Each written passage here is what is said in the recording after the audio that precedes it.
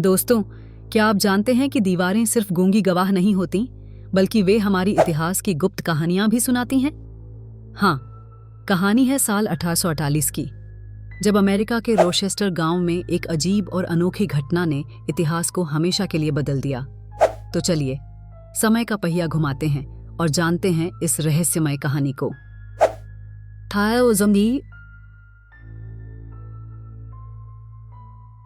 चालीस की उस शांत रात में न्यूयॉर्क के एक छोटे से घर में दो बहनें, मार्गरेट और केट फॉक्स, कुछ अजीब सी आवाजें सुनती हैं। आवाजें जो उनकी बेडरूम की दीवारों से आ रही होती हैं। ऐसा लगता है मानो दीवारें खुद उनसे बात कर रही हों। पहले तो इसे एक मजाक समझा गया, लेकिन जब उन बहनों ने वहां से निकलने की कोशिश की, तब आवाजें और तेज होती गईं।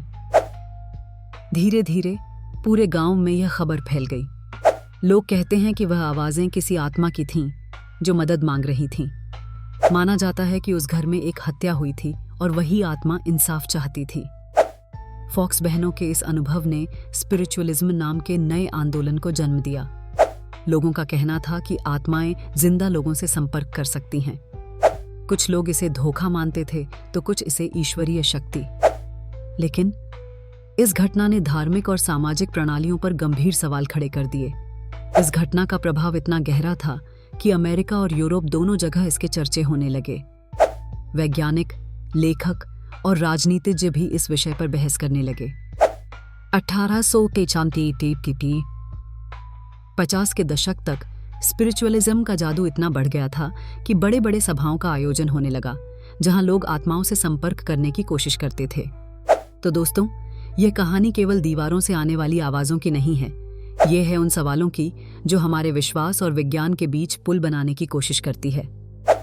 क्या वह आवाजें वास्तव में आत्माओं की थीं, या वह एक सामाजिक प्रयोग था? सत्य जो भी हो, लेकिन इसने इतिहास को नया मोड़ दिया।